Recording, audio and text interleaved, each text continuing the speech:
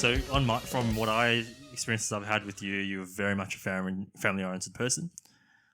Has that come from you, or is that again stemmed down from family pressure that you think is there? I would definitely say it's stemmed down from family pressure. The upbringing of what I feel is the Asian culture is always to respect your elders, be there for your elders. Even if you grow old yourself and you make enough money, you should be splitting or sharing that money to look after your parents, your grandparents, whoever is pretty much above you and looked after you and raised you. I saw that when my dad did that for his parents and, even not his parents, like my grandma from my mom's side, he'd do the whole thing. Like, even though he didn't make a lot of money back then, like, he'd still take it upon himself to, if he had money, he would buy things for his brothers, his sisters, and my uncle, aunties, my cousins, his parents. It's always a very loving gesture. So in my eyes, throughout my whole life, it's always just been respect your elders.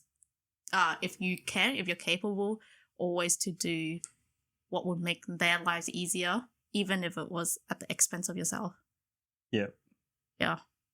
So. Yeah, because I think a lot more people need to take that way of thought on board, because I think a lot of people would be, or everyone would be a bit happier and it'd be a better place if we had that mindset. But yeah, I guess it's quite an old way of thinking. Yeah, there's positives and negatives to it. I guess it also stems down to the person themselves and their personality. Yeah. For me, I'm pretty much a people pleaser.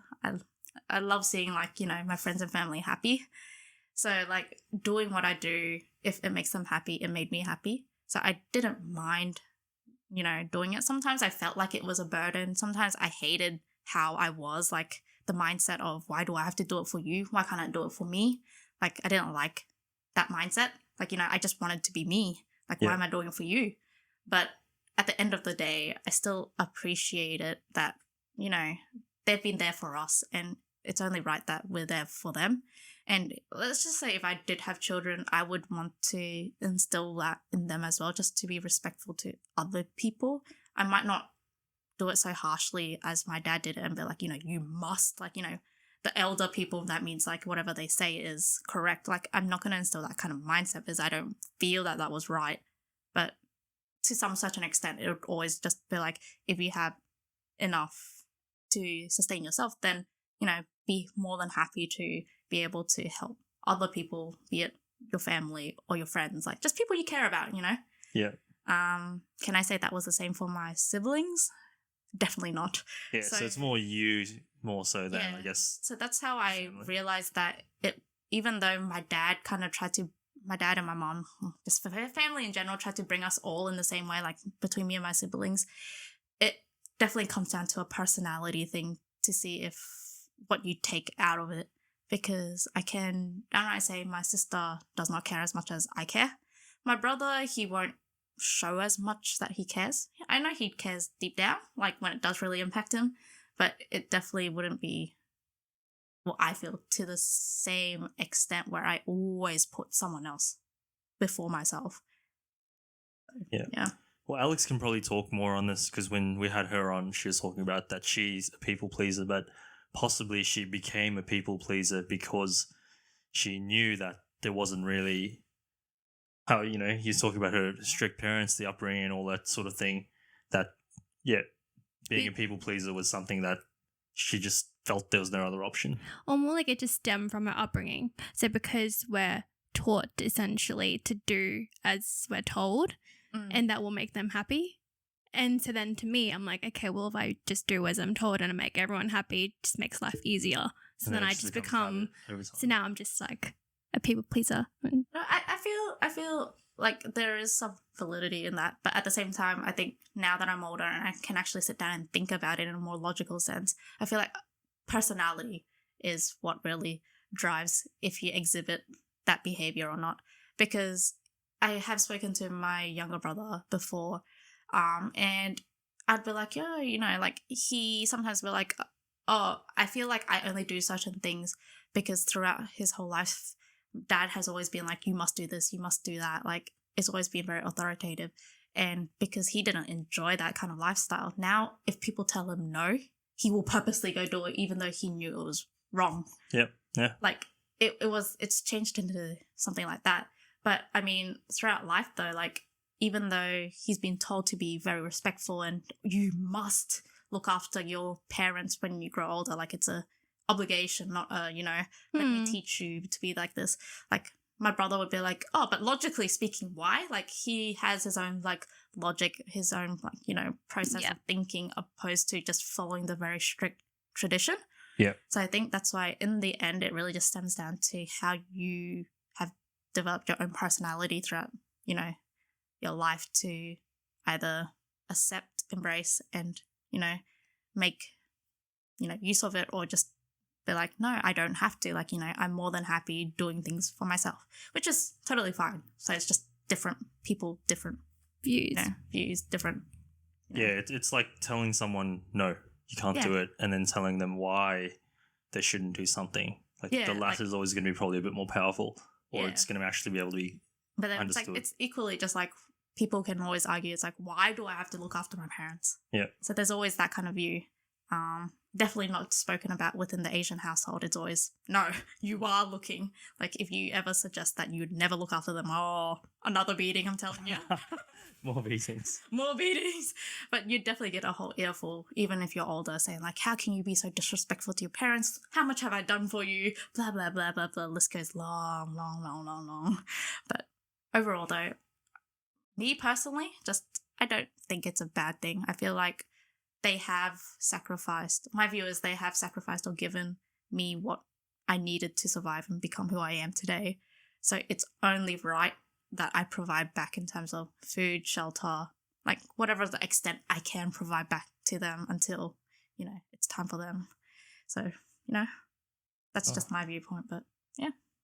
So Barbara, the next stage of your life, so we'll jump forward a little bit. So post-uni, you moved to Hong Kong for a couple of years. Firstly, tell us why you went, and I guess tell us a little bit about the experience. I moved to Hong Kong pretty much a year after uni, and that was basically stemmed off obligation. So, grandma was moving with my uncle and auntie back in Hong Kong that stayed there, and basically they were like, well, grandma's looked after you your whole life, so you need to give back now. And to sum it all up, basically, they guilt-tripped me to going into Hong Kong using my grandma. And I felt a strong obligation to look after her as well, because she has Alzheimer's and dementia. So I was just like, okay, I'll just go with you as a short holiday. Remember? But yeah, a short holiday became a 4-year lifespan. But I went there, looked after my grandma, and eventually I got a job there. Yeah, I was going to say, so you left here, so this is maybe a year or two after you graduated uni? Yeah. Did you have a job here? I had a job here, even though it wasn't like what my degree was in, but I was a medical receptionist. Oh yeah, that's right. Yeah, and I didn't mind it. Like, it paid me money, and I didn't have much goals, I guess, in life or aspirations, and I felt like, I'm still working, and I'm still doing what a human does, earn money to spend money. But like, it wasn't like big goals and anything, but at least I was doing something and not just sitting at home playing games, Yeah. So you went over there with basically nothing in terms of no plan. You were just going to help take care of your grandmother. So the story basically goes like this. I was still working. My family, so my uncle and auntie, they moved here with their 3 children. Hoping to come to Australia, didn't like it, so they moved back. And at the same time, they wanted to look after my grandma, so they decided to take her with her. But at the same time, they're like, because they moved here, they had sold everything in Hong Kong, and they had to pretty much find a new house, find new schools for the kids and everything, and they didn't have their helpers anymore because they had fired them all before leaving. So they had to do a long process to find all these stuff, right? But how could they do all that while looking after my grandma who has dementia? It's difficult. So they proposed an idea that I went on a holiday to Hong Kong. And I was just like, but what about work? And they're like, oh, you can just drop that, it's easy. And I'm just like, oh, but no, you can't do that. I'm still working, even though it might not be my actual career, but I'm still working. It's an obligation to fulfill, like, you know, you signed up to someone, you're working. But then they put it in my head that it's just like, you can find a better career in Hong Kong. Like, you can experience. It's all about the experience. Go there, do things. When I started with saying no, like, you know, they're like, okay, but, you know, you got to look after grandma. It's an obligation, like, you know, to give back. And eventually that kind of ate up at me. And I thought about it. I was just like, oh, yeah, like, grandma has done really well for us. And so I really do need to give back to her and look after her in a time of need. So that's how I ended up in Hong Kong, basically, like, for 4 or 5 years. Yeah, so it was supposed to be 3 months. I said initially I bought the plane ticket with the return ticket for 3 months. I said that I would help look after grandma for 3 months. But before that 3 months came, my auntie had connections, went out and got me a job. She didn't tell me she got me a job. She just said, oh, I knew that mutual friend. And he's just like, oh, it's just experience. Just go try it, you know, just go do an interview in Hong Kong and you might like it. Even if you don't get the job, then if you fly back, it's still another experience. So I was just like, oh, yeah, you got a point. So I went with it, went to an interview. I remember the interview was, I think, on Thursday, Friday. And they're like, oh, okay, cool. Come to work on Monday. And I'm like, huh? What? Oh, like, what? But the thing was, it was later when I asked back that same manager who hired me like 3 years or before I was about to quit. I didn't dare to ask her prior. And I was just like, why did you hire me? You knew I didn't have experience in whatever that you're hiring for. Like, how? Like, I literally in the interview just kept telling you I don't know anything. Like, I'm pretty much a white piece of paper. I know nothing. Like, I'm bluffing. I'm lying. You know I'm lying, so I don't even have to pretend I'm lying. Like, I'm telling you I don't know it. Like, I was very honest in my interview. And she told me that it's because of the connection my auntie made. He was already like, yeah, whatever she does, I'll take her under my wing. So if she messes up, I will, you know, pick up the fall, like take the fall for it and, you know, pick it up and do it, make it correct. So I went to an interview thinking I was actually taking on a new experience and doing new things. But in hindsight, everything was already set up. I was going to get this job regardless. Yeah. And when she told me come to work on Monday, I was just like, oh, what? Huh? And then you just went to work on Monday? And I went to work on Monday. Like, I thought about it. Like, it was very conflicting because I was just like, oh, but I was supposed to go back. But at the same time, I was just like, oh, but it would be nice to stay with my grandma. Or, like, and then the words that my auntie used to tell me, like, you know, it's going to be a new experience. You should do something with your life while you're young. Like, that kind of resonated, played in my, like, head. And I was just like, maybe it's true. Maybe I should, you know, make something out of it. She's a good salesman. But yeah. But at the same time, like, she probably knew, or maybe she didn't, that you had this kind of upbringing that you've just spoken about where there were curfews and all those sorts of things, and then this probably may potentially appeal to you.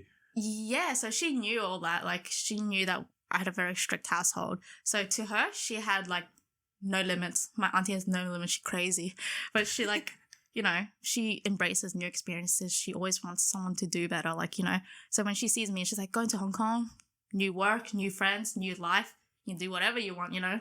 How good is that? Talk to us about the lifestyle change. So you come from Brisbane, which is a good enough city, let's say, but then you go to Hong Kong, which is, you know, an international city, doesn't sleep, all those sorts of things. What was the lifestyle change like? So even though I was in Hong Kong, lifestyle-wise, being an introvert, I didn't really go out and embrace it as much as what people would. I didn't go out and explore by myself and do all those things. But during the work life though, working conditions were really different. Even meeting people was different. People in Hong Kong were very judgmental. They don't present themselves as judgmental. They present themselves as very friendly people that are very curious about your life. My auntie actually warned me before going to work, telling me if they ask this, answer them like this. If they, like, you know, ask that, answer them like that. What sort of things? Like where you live, or, you know, what do your family do, things like that? It's basically where you're from.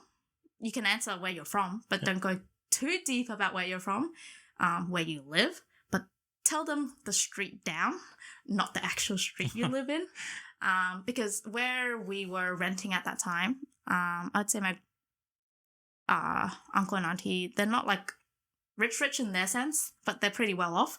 So the place that they were renting off was technically in Hong Kong considered the higher class area, but it's literally divided by a street. Yep. So once you cross over that street, you're the poorer side of the world, you know? So my auntie would tell me, name that side of the street. Just that side of the street, you know? You're not exactly lying because we're still on that street, but you're on the other side. And why is that? Wouldn't they want you to seem higher class? Yeah, so I was just like, why? Like, I didn't understand it. So I was just like, whatever. Like, if you tell me to do that, I'll just do it, you know? Yeah. So I still have that mentality where if you're told to do things, just do it. So I was like, don't question it, just do it. So I went into work. You get placed. Oh, everyone's really curious when you're a foreigner in Hong Kong. Like, they're like, wow, this banana-looking person. Like, she Asian, but she from Australia. Kangaroos jump in her backyard. I was like, what the fuck? But all right. But yeah, you know, they're very curious. They're like, oh my god, what is this person like? Can she speak Cantonese? And then when she hears like me speak Cantonese, they're like, wow, it's so shit. I guess, you know, can confirm she's ABC. But, you know, it's like stuff like that. But they pretend to make friends with you, and then they'll start asking you, it's like, so, first question, apart from, you know, how long have you been in Australia? I'm like, I'm born there. They're like, oh, okay, well, you can speak Cantonese. How? Like, it's just odd. They don't think that your family speak Cantonese and, you know, other people outside of Hong Kong can speak, you know, Cantonese. Like, they get really curious. Yeah. And then they would ask, oh, okay, well, okay, now you're in Hong Kong then. Where do you live? And then my auntie's like quote will go and like be like, don't tell them. So I'm like, oh, okay, all right, I live here. And they're like, ugh. And I know a lot of the older people in that group was just like, oh, okay, that's cool. Like, no discrimination there. But the younger people, you tell straight away they were judging you because she didn't even hide her reaction. She was literally like, ugh. That's the poor side, all right. And I'm like, Jeez. what do you mean? Like, you know, like I was just sort of like, oh, wow, like, she said it like under her breath, but it was loud enough that everyone could hear. And I'm just like, wow, that's really rude. But okay, like, you know, I'm not friends with you anyway. So, Princess you know, it's syndrome.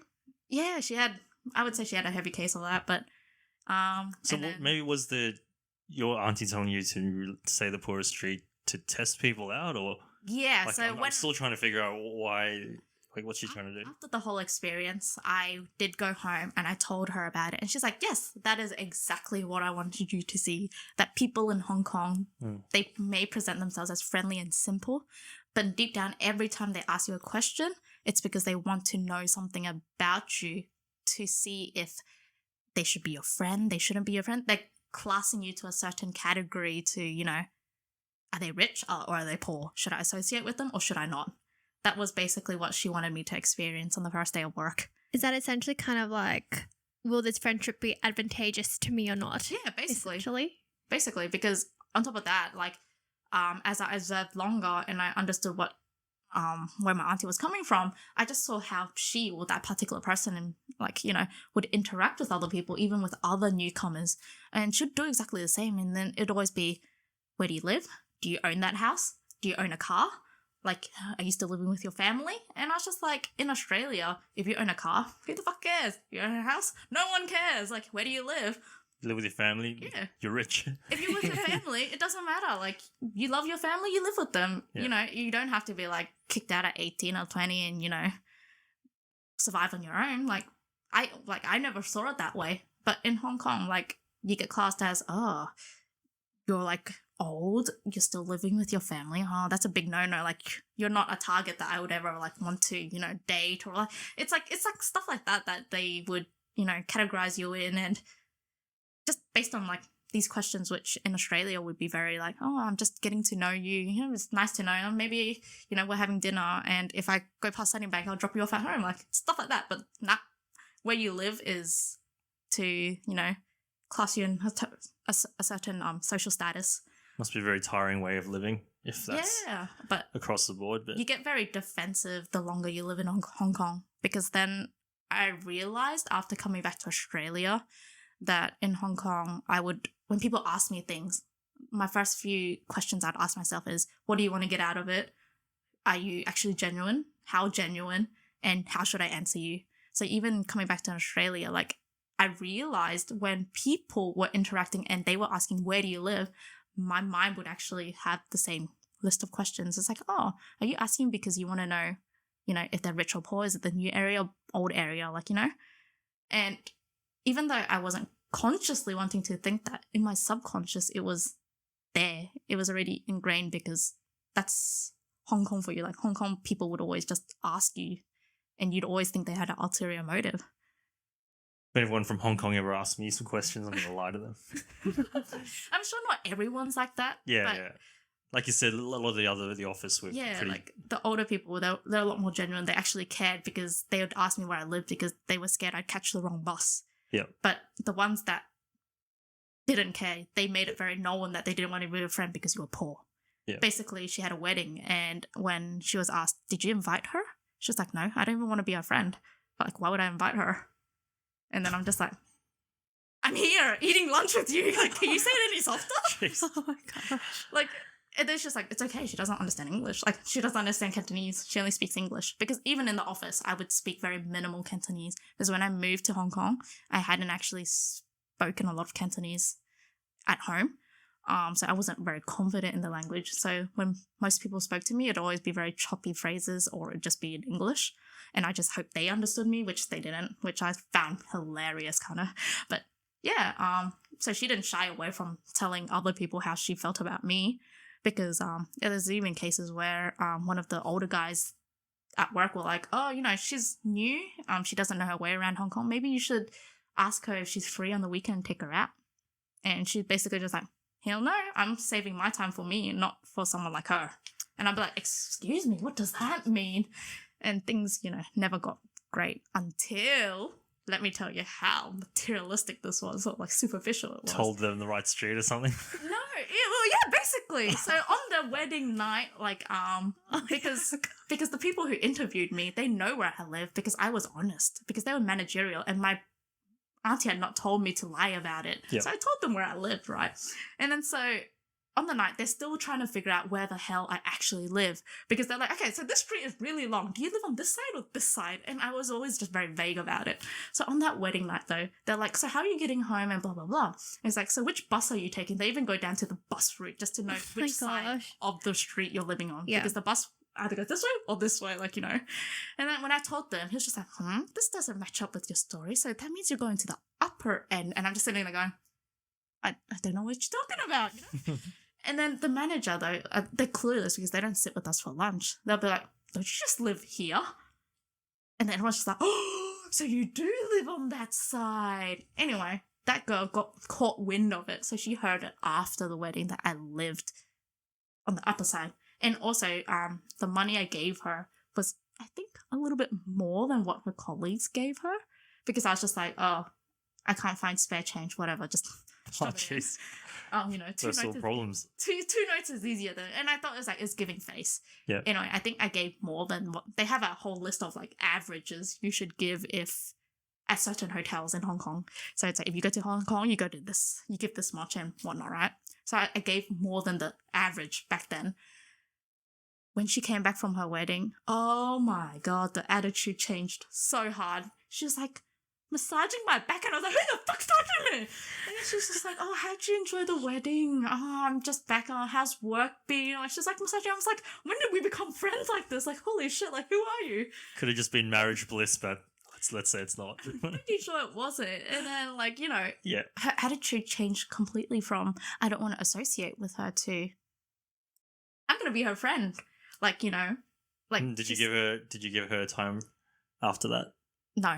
Good. But like I saw it and I was just like, I don't want to be like, if you're not so genuine about things, like I don't want to be your friend.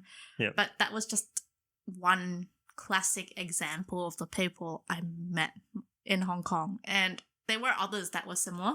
Like, but I could pinpoint them a lot earlier based off that one experience, just in terms of like gestures and the way they talk or they ask. It's like you just know that they're not very genuine to start with.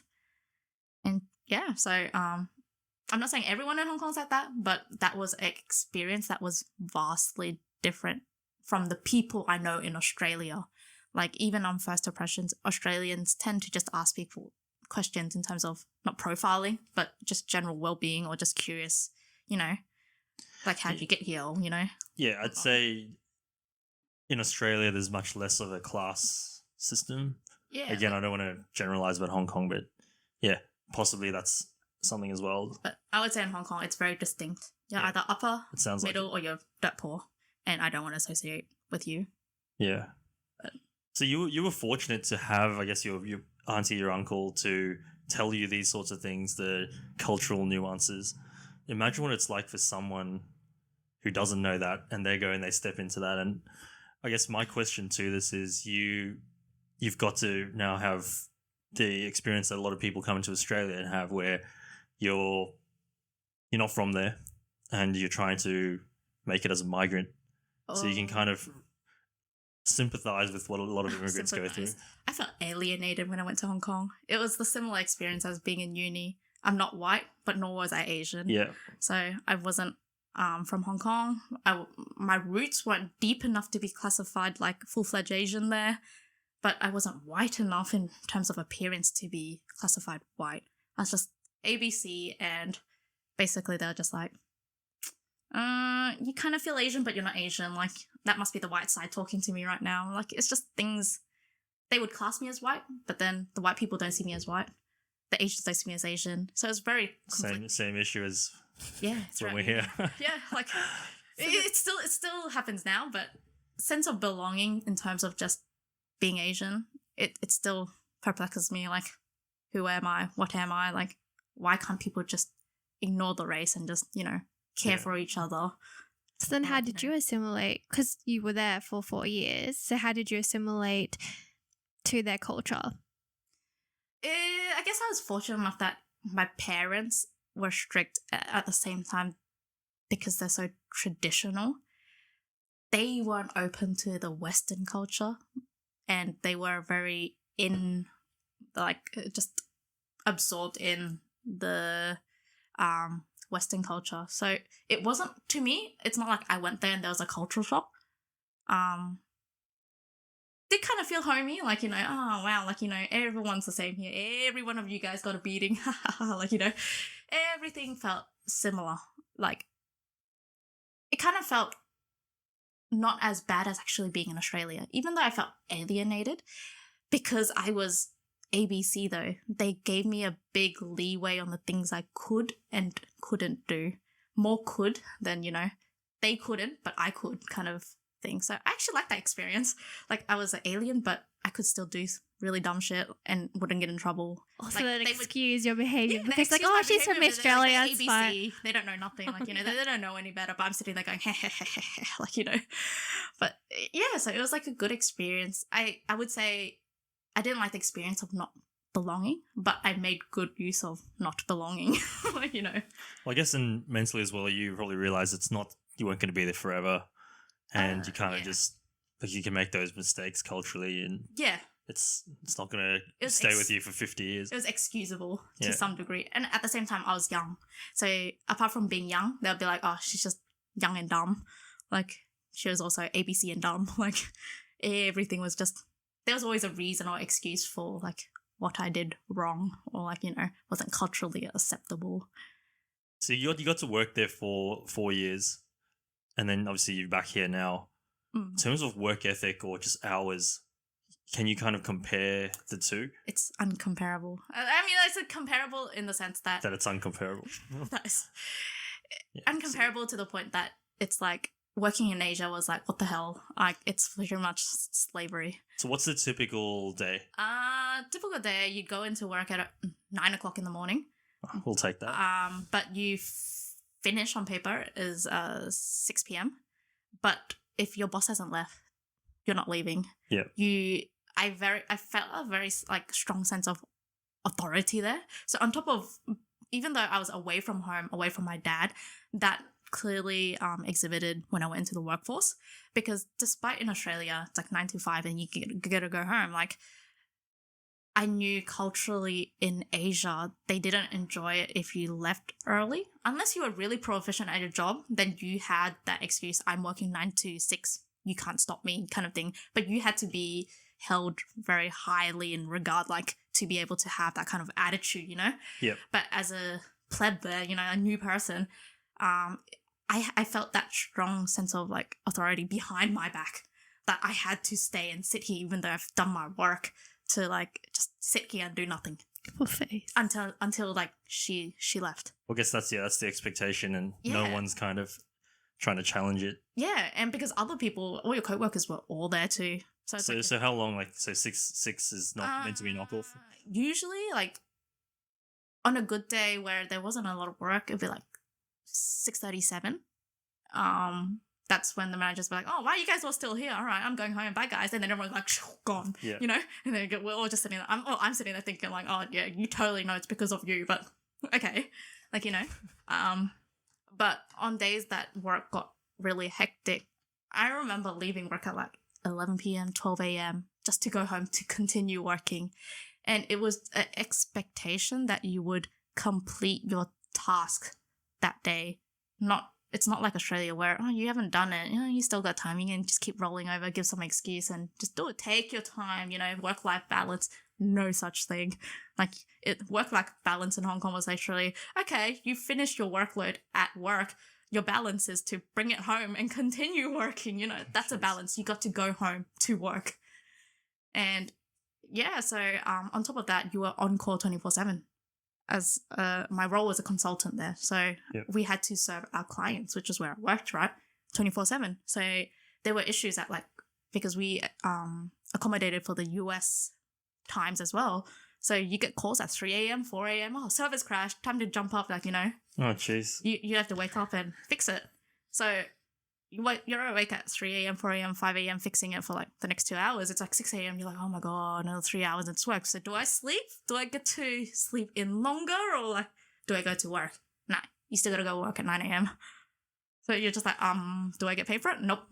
And when I was there, salary was shit. They said I was earning above average, but I kid you not, I was only earning 1.5K every month to work like 12-hour days, 15-hour days, or like whatever ridiculous some days. When you say it's slavery, Yeah, we said 1.5K, like 1.5 K AUD per month. Okay, it's still worse. I was gonna say like it was times it by 12, and maybe that's the annual salary. But yeah, and they said that pay was above average, and I should be grateful. And I was like, what the fuck? Like, as a what did my auntie put me into? As a you know, a receptionist at a medical center, I get paid this in like 2 weeks. I was like, no, like you know, a month, and all I'm doing is slaving away, you know, and not enjoying life. Life sucks. Like the room's small, and you know, everything's crowded. And I get laughed at by everyone because I can't speak Cantonese properly. You know, it's like, what the hell am I here for? But that was a different experience. Work is very different. They drive you. You know, dog eat dog world. The hierarchy is always, you know, top down. Everything has to be to please the upper management. You have no say, even though you know 100% they're wrong. You cannot say that they're wrong. You know.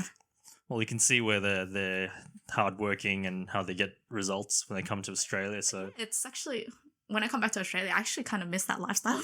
Like I miss the lifestyle in terms of everyone is just as hardworking as you are in Hong Kong. The drive. The drive. I wouldn't even say the drive, like even though they didn't want to do what they do, but they would make it happen. And that gave results. Even though no one was lazy. No one was lazy. Well, you couldn't afford to be by the sounds of it. Yeah. They would fire you. There was no unions there to back you up. If you get fired, good luck finding another job because in Hong Kong, you can't be on Centrelink for a couple of years either. No Centrelink. And in Hong Kong, people know people. If you did something wrong in that industry, you pretty much messed there. Like everyone else would know. The connections. What I also learned in Hong Kong was connections were very important. Everyone or everything that people did, if you were making friends for connections or like networking, it was because you could bring something to the table. Like be it in work, be it out of work. Like, oh, you know, you're a mechanic. I'll make friends with you. So, you know, get a discount, get better knowledge in like mechanics, like than taking it somewhere else. There's always, that's the feeling when I had in Hong Kong. When you make friends, people try to profile you to know what you do and what you can bring to them. And it's like, eventually it's like... To be used as a connection, Yeah. Again, coming back to just whether or not the relationship is advantageous to themselves or not. Basically. And you would see that across the whole hierarchy throughout work, throughout, you know, like connections were just really important. But, yeah, like work is very different.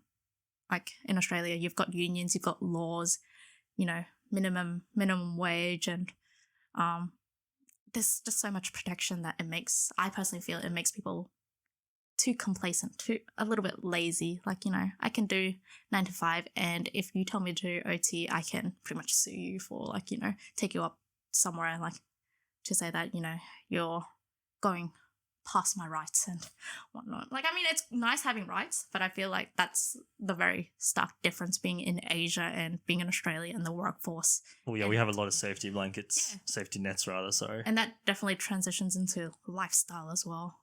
With that being said, with the work ethic in Hong Kong, what was the work-life balance like? Is there a balance? Is there a work-life balance? Amongst my co-workers, I actually didn't see it. Actually, it depends on the periods of time. If it was busier, then everyone was, secluded in their own house, working. Eventually, we did try to find a balance. I mean, like me and my co-workers, like we'd go out, play squash or like do things. Because I was just like, hey, in Australia, you could do these. Like, why are you guys always just working? I tried to bring the Australian lifestyle into their life. And they're all just like, oh, like, you can, like, they would have their own kind of, like, set of routines as well. But they're just like, when they see me, they're like, oh, this one's just so chill, too free. Like, even though I thought I was really hardworking, in their eyes, I was still too easy, too chill. Like, I needed to do more. Party more. girl. And I'm just like, oh, okay. Like, that was very different. But people would try to find the work-life balance. But what I saw was mostly when things got really stressful, people would tend to go out to bars and whatnot. Like, in Australia, I guess amongst our friends, when we go out and chill, back then, pre all the like drinking days and stuff, we would go to each other's house, sit there, talk, go out to eat and talk, or just, play board games and whatnot. But in Asia or in Hong Kong, people weren't very open to inviting people over to each other's house. So the only kind of place you could go was externally. You go out to a bar, you go out to a restaurant, sit there, eat and chill. So from memory, most of my work-life balance was just getting drunk in a bar because I was so lightweight. Like, I drink every single week. Every week. Yeah, no, this was the actual wild Barbara coming out. Yeah, but I think that was the only way I kind of knew it to be too, because my uncle, he's a broker in Hong Kong, and it's really stressful for him, just, how much money you're handling, like dealing with losses or gains, like, and just the aspect of networking. He was the one that told me that networking is important. I didn't really see much of the value initially until later on, but he was nice enough to take me out and show me how he networked. Although most of the time it was me and him rolling home drunk. Like, still networking, it's still I networking, guess. like, Yeah. But that's how I saw work-life balance in Hong Kong, or the only way I kind of knew it. Like, you'd try to do some sports, like people would take the healthy route, do sports, hiking. And it's good that in Hong Kong, the culture is a little bit different because, they're more inclined for a late night kind of lifestyle, but it's also because they have less rules or like, laws to say you can work from this hour to this hour, so things were always open late. So after work, even though you finished at 7, you'd have dinner. I'd still go play squash at 9, 10, 11. It's because things were still open. Instead of, if I didn't want to go play squash, bars were always open, restaurants were always open. Whereas in Australia, everything's closed by 5, and then restaurants close at 9, and you literally go home and sleep. So you have that, motivation to, even though you were like drained from work, you'd go out. And because everything was so bright and so happy and so cheery outside of the office, you'd want to go out and keep playing. Like, I distinctly remember it was like Wednesday, I think it was like my birthday. My co-worker was just like, all right, Barbara, let's go out and drink, let's celebrate.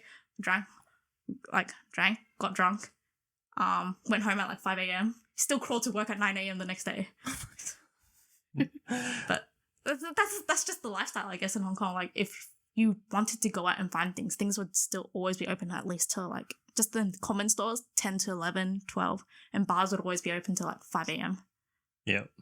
But yeah, so work-life balance, you'd always be able to find it if you make the initiative to. But for me, most of the times, I just remember rolling around in a bar.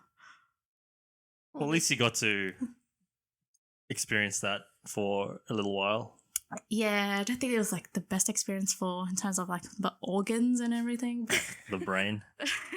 Yeah, maybe that's why I came back a little bit sped. Like, hello guys. But That's slowed down to Australian standards. Let's say. no, but coming back to Australia, it was very different. That fun, fast pace kind of feeling, I had to readapt back to the Australian pace, and it was different. Like sometimes I get very flustered and very frustrated when things are just so slow at work, or just people aren't up to expectation, and you just compare it to the people in Asia, and you're like, things would have already been done long time ago. Like, what the hell are you guys doing? Like, Yeah. And then I realized I work in the same pace, and everyone looks at me and be like, why are you working so fast? Why are you doing so much more?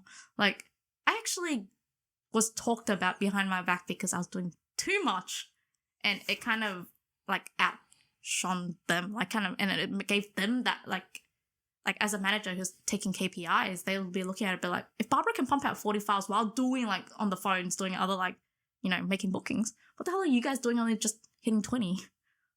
Yeah. And you guys aren't even on the phone. Like, you're strictly just doing that. But to me, I was working so efficiently, I think, in the sense that I was doing the files because I'm on the phone trying to make phone calls. I was on a hold for like hours, right? I'd still be doing files on the other side instead of just sitting there flicking my pen like on the phone. It's just making use of time, right?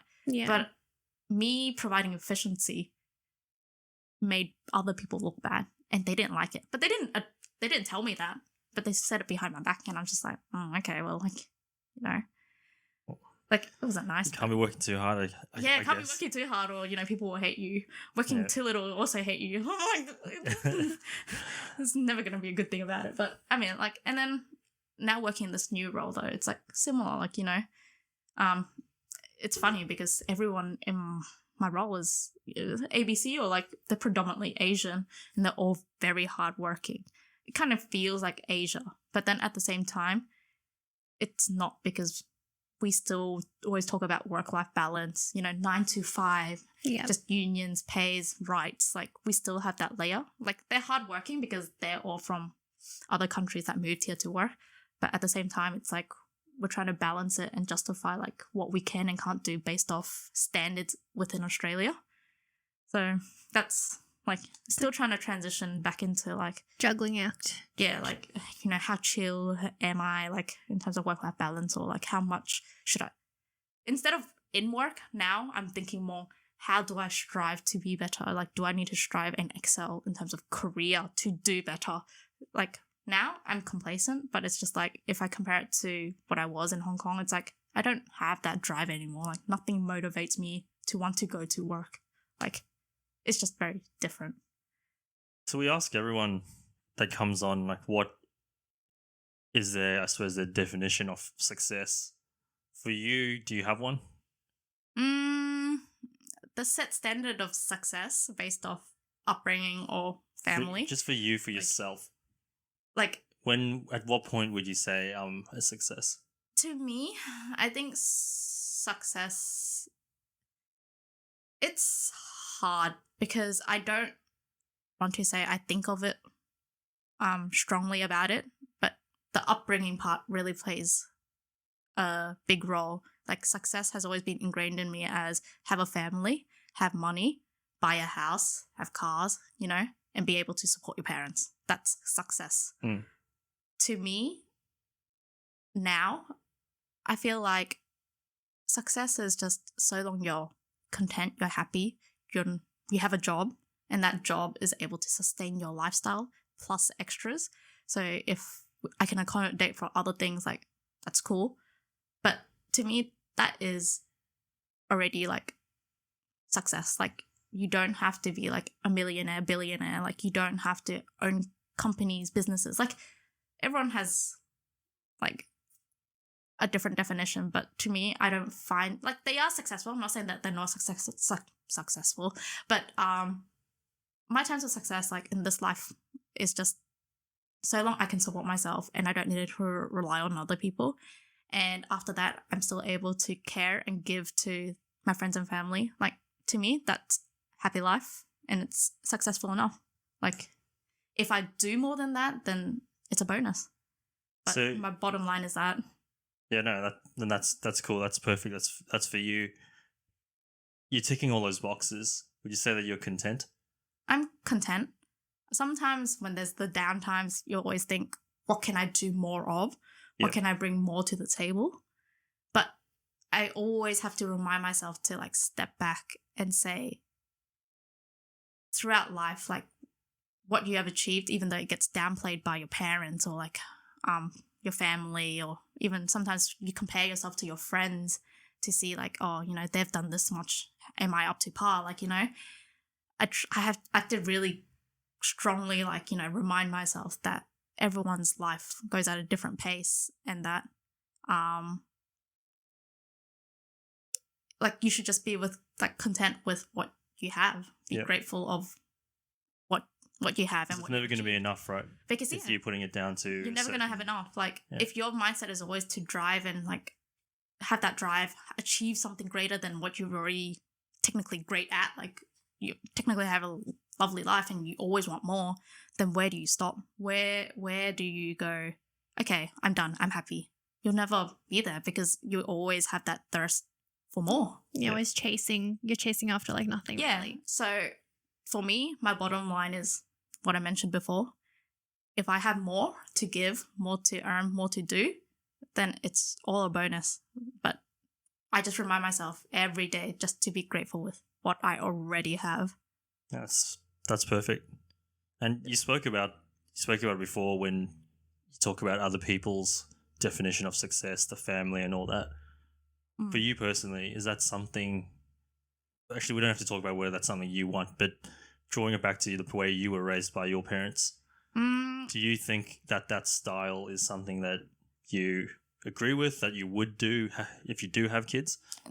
To me, it always plays in the back of my mind to want to like honor my parents by fulfilling what their definition of success is. But ultimately, also being in the Western culture now, like we're always taught to be more open-minded, just appreciate everyone and their abilities to do certain things. It's very different from just, you know, being told what to do. I think that if I have children, I wouldn't want to impose such strict values. Like I would remind them that traditionally we still are Chinese, or like, you know, but still be very open to other cultural experiences, be open to people, just be open, but at the same time just, you know, be you. Like I still think that whatever it is, I may beat my children. But like you know a lot of different techniques, so oh yeah, like, you know, if they get used to one, I'll find a different one. Exactly. To make sure that they remember that pain and, you know, listen to me. Yep. But no, like I joke about it, but I think that in hindsight, it's so ingrained in me. I don't actually know how to sit down and calm down and talk to them. Like logically now, when I'm speaking to you guys, like in my mind, it's like there's always room just to discuss, to be open about your feelings. But I think if in the heat of the moment, if my children were ever like just terrible, like just being bratty, I would much rather just raise my fist straight away. Like it's just, I think how it has been in my family, and I just wouldn't know how to control that kind of, you know, frustration and anger at that time. So, well, as people, we tend to mimic what we know or what we're defaulted to know. Yeah. And that's the way that you were raised, so yeah, it makes sense. Yeah, but yeah, like most definitely, like I think so. Like I think that's how I've grown up to be. I will always reflect my actions afterwards. Might be a little bit too late, but try to be better, I guess. So, you know, good luck, future children. Oh no. Auntie Alex will come save you. Yeah, they come in here. I see Olivia and Charlie as my children. Oh no. Oh no. Oh no. And then my last thing before we do the quick rapid fire is for other kids that are growing up today, and you put yourself in their shoes, if they are very strictly disciplined and beaten and all those sorts of things, do you have any advice to them to kind of get through it? Because I think talking to you and getting to know you just a bit better today, there's definitely some, I don't want to say scars, but there's certain things that you've brought through into your life that have impacted you today. Yeah. Do you have any advice for kids to get through it? I think it still stems down to personality. if they're open to new experience, open to the fact that that has happened in their lives, or if they're the type of person to bring it and continue forward with that in their lives, if you get what I mean. Like, for me, I feel that because I can openly speak about it or joke about it, could be a safety mechanism to, you know, have dark humor about it. Like, but I feel that it has happened. You can't change what has happened. So just accept it.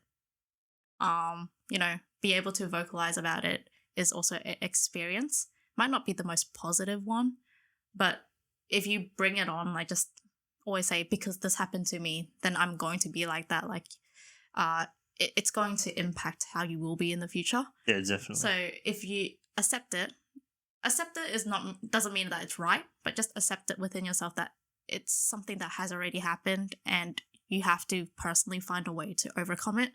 Like, that's the only way you can really move forward in terms of the future, or as you grow up. You can either take it as an experience, like, you know, make good use of it, and you know that in the future, because you were treated like that, hopefully when you have children, it won't be like that. Or just in terms of, you know, experiences like, I was treated like this as a human, I was outcasted, I was judged like this, and I didn't like it. So that could be an experience for other people. So when you meet new people, you don't do the same thing. You don't judge. You try not to mistreat others. You're respectful. Like, it really depends how you take it. But it can obviously go the other way where, you know, I had such a shit experience that I'm just going to be shit to everyone. It's because they just don't know how to handle that kind of, you know, stress and trauma, and just they can't get past it. So I guess I'm not saying that it's right, but I'm just saying you have to kind of really accept what has happened. It's, for me, it was just joke about it, tell your friends, find people that understand you, and you guys can openly talk about it.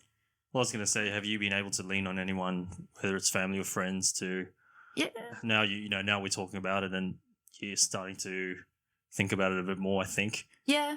Like, I mean, my brothers, my sister, my siblings, well, technically my brothers, like, we joke about it all the time, like how we always got beaten up so bad and whatnot. Like, it's just become like a long-lasting joke now. Like, and like the upbringings of, or the quotes my dad would say, we use it against him now. And even sometimes when I say it on purpose, I'm thinking I'm going to get beaten up, but we're just standing there like in shock, like, oh, what's his reaction? Like, you know? Yeah. Like, it's like stuff like that. We just make a joke out of it now. Like, and, I can only say it's nice to have made a good group of friends now. I wouldn't say they had a similar upbringing, like a similar experience, but the upbringing wise, it's like it's happened within their family or their household or just people they know. And so when I speak about it, I couldn't say it's not shocking, but they can relate and they can understand. Yeah. And I guess the main thing as well is that you have had that ability to look back now, and like you said before, you're seeing reasons why it may have been a certain way rather than it was that way and I hate everyone and, you know, why me? You started to look a bit more objectively at the situations. Yeah. Well, I mean, like, How else can you kind of, you know, look at it? If you look at it in a way where you can't forgive or you can't just get over it, like, that's just going to, in my opinion, negatively impact your mentality and how you will be in the future. So, you know, there's no point holding, like, I would say I still, like, grudgingly hold on to it. That's I don't blame you. There's a lot, and I'm sure there's way more we haven't been able to talk about today. Yeah, overall, just try to move on, right? Like, you know. Well, you're a very resilient person, so thanks for sharing all that. Alex is just going to take you through a couple of, it's not rapid fire really anymore, it's short questions. Changed it. And don't think about it too much, but in a few of these we'll ask you why you said what you've said, so let's do it. So, first thing that you do in the morning? Play on my phone. Fair enough. Would you prefer unlimited money or unlimited time or life? Neither. You got to choose one. Oh. And then why? In that case, unlimited money. Why? Why? I think if I had unlimited money, going back to success, right? Just being able to help others, you know, have enough for myself and others. Like, with unlimited money, I can help so many other people or just bring joy to other people. For me, an unlimited life would mean nothing. Yeah, like, I agree. I can spend enough time, but if everyone's dead as well afterwards, like, why? Have enough in this lifetime. Just be happy and do what's good for you in this lifetime and then move on, you know? Yeah. Okay, well then we'll move on. Physical strength or mental strength? Mental strength. Why? Why? Well, I mean, like, physical, like, as you grow old, you deteriorate and things happen. But mentally, if you're strong enough to overcome your own traumas and whatnot, or just the, like, not abuse, but, like, the judgments of other people, then it's going to be great for you regardless, you know? Giving gifts or receiving gifts? Giving gifts. I know that one. Yeah, I Hate receiving. Yep. Would you be friends with yourself? Barbara's a fucking weirdo. Don't be friends with her. Oh, No, you're a great friend. Sleep in or We all know that. I was like, yeah, I was trying to sleep in or midday nap. Sleeping in. If you received an envelope with the date of your death in it, would you open it up? Yeah, sure. Why not? Why not? I think knowing is sometimes better than not knowing. And knowing my death date, could it be tomorrow or the day after? Would it change the way that you? Oh, most definitely. Yeah, I think it would. I would rather know than not know. Like, Yeah. I live my life always saying, what's the point of hoarding so much money? What's the point of hoarding or so much? You know, when there's always a possibility you step out tomorrow and you'd be dead. Yeah. Like, You leave you everything never know when you're behind. dying. Yeah. So, just, do everything by the day, and so long you're content and you don't do anything that you'll regret, then it's fine.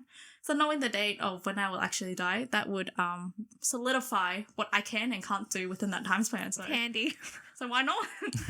If you could have a measuring scale above everyone's head, what would you want it to measure? Like money or happiness? Mine was like kindness. Oh, that would be handy. That would be very handy. I know who to stay clear from. Yeah, actually, that makes a good point. I think I would like that. Like, money to me, you'd be rich or poor. If you're not a decent person, then it's terrible, So kindness would be a very important factor in my life, like just in terms of meeting new people. And if there was a scale, that would work. And last question, what's next? What are your goals? I have none. Barbara, aren't you and Richie starting your own gym brand? It's your time to plug it. We're just thinking of what we can do with our time. Bubble tea shop. What are you talking about? We have all these ideas. Yeah, a lot of ideas, but when it comes to actually putting it into play, it's like, oh my god, I'm so lazy. I guess in the short term, then the next year or two, is there anything on the horizon for you? No, not like visually. I have nothing. Goals. No, I have nothing like physically I want to attain. Like, as I say, like, I just want everyone to be around me and myself to be happy, be content with oneself before, being able to openly and joyfully give to other people. So in the short goals, it would be just to improve myself to be a better person so I can help. And what would that look like? It wouldn't be in a financial perspective. It much rather be like even the most simple steps, like I don't work in IT, but getting better and just knowing computers would help. Or my aging friends now. My mum and dad would certainly enjoy that. Sorry, that's how I should have introduced you as our in-house IT tech. But yeah, it's just like the simple things that that makes other people's lives easier. I think that to me is also like, success or just goals, like day by day, like, be better at oneself, then you can help better, like help other people better. And to me, helping people is what makes me happy, I guess. So if I can do that, then it's not a bad day. Thanks, Barbara. Really glad to have you on. It was really good chatting with you. Yeah, you're a very, as I said, very resilient lady, and I don't think you probably get enough credit for overcoming and where you are now. Like, I'm being 100% honest, so keep it up and all the best. Keep being whack. And, at least no more beatings coming up for you, so I'll start the meetings now. Thanks.